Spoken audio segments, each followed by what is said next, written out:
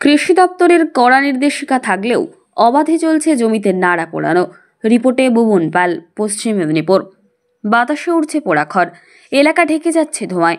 কুয়াশার সঙ্গে সেই ধোঁয়া মিশে তৈরি করেছে ধোঁয়াশা। এভাবে জমিতে নাড়া পোড়ানোর ভয়ঙ্কর দূষণ ছড়াচ্ছে।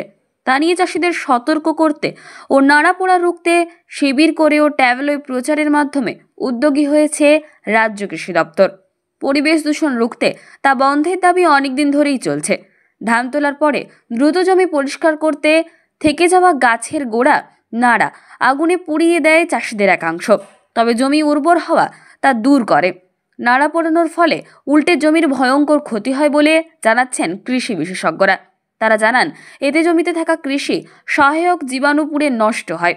তখন রাসায়নিক করার চেষ্টা করি, মাইকিং হয়, পোস্টারিং হয় যে নাড়া পোড়ানো আমাদের চলবে না। এটা অনেক আগের যারা বয়স্ক মানুষ বা আগে যারা কৃষক বন্ধু তারা হয়তো এগুলো বুঝতেন না, জানতেন না, এগুলো হয়তো করতেন। কিন্তু আমাদেরকে এটা বুঝতে হবে যে এই যে মাটি, এটাকে ভীষণভাবে সংরক্ষিত করতে হবে। মাটি আমাদের মায়ের মতো, মাটি উর্বরা হলেই সেখানে কিন্তু শস্য শ্যামলা হয়ে ওঠে।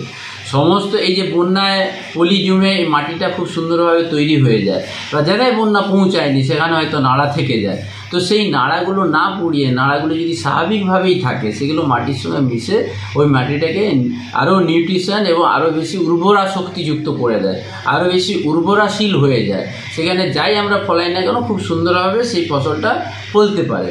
তো তবুও চাষি ভাইদেরকে এত বলা সত্ত্বেও কেন যে কৃষক বন্ধুরা এগুলো শুনছে না, এটা খুবই দুর্ভাগ্যজনক। মিদ্যাপুকুরের মাঠে আমরা কিছুদিন আগে দেখেছি, সেটা খবর হয়েছে। আবারও আজকে আমরা দন্দিপুরে আমরা শুনলাম যে সেখানে এই ধরনের নাড়া পোড়ানো হচ্ছে, এবং সেটা বিস্তৃত এলাকা, অনেক মাঠের পর মাঠ, সেটা কিন্তু আগুন লেগে ধরে ধরে চলে যাচ্ছে। তো করজোড়ে সবাইকে অনুরোধ করছি, আপনারা এটা থেকে বিরত হন, মাটির ক্ষতি করছে আছে। আমরা বারবার প্রচার করছি যে নাড়া পোড়ানো যাবে না, নাড়া পোড়ানোর কুফল সম্বন্ধে বারবার প্রচার করা হয়েছে। কিন্তু চাষিদেরও কিছু কম্পালসান রয়েছে, কারণ এখন বেশিরভাগ মাঠে মেশিনের মাধ্যমে ধান কাটার ফলে নাড়ার যে অংশটা অনেকটা বড় হয়ে থাকে। এটার জন্য আমরা লাস্ট 2 বছর ধরে আমরা যেটা করছি, যে আমাদের যে কাস্টম হায়ারিং সেন্টারগুলি যে আমাদের তৈরি হচ্ছে, তাদের কাছে আমরা অ্যাপিল করেছিলাম যে তারা যেন মালচিং মেশিনটাও কেনে, অন্যান্য মেশিনের সঙ্গে মালচিং মেশিনটা কেনে। এই মালচিং মেশিনটা কিনলে যেটা হবে, ওদের এই নাড়া পোড়ানোর দরকার পড়বে না, ওই নাড়াটা ওদের সারে রূপান্তরিত করা যাবে। এবং আমরা এরপরেও যেগুলো প্রচার করতে চাইছি, গ্রাম পঞ্চায়েতগুলোতে আরও আমরা প্রচার করব, চাষিদেরকে নিয়ে আবার বসবো, যাতে তারা এই ব্যাপারটা থেকে বিরত থাকে। বাস এইটুকুই বলা ছিল। স্যার, এই যে আগুন নাড়া পোড়াচ্ছেন, জমি তো খারাপ হচ্ছে, জমির মাটি খারাপ হয়ে যাচ্ছে, কারণ মাটির তো যে প্রাণশক্তি থাকে, ওর মধ্যে যে কীটপতঙ্গ বা জীব বায়োমাস থাকে, সেটা নষ্ট হয়ে যায় বলেই আমরা শুনেছি। তো তাতে জমি উর্বরতা কমে যাচ্ছে।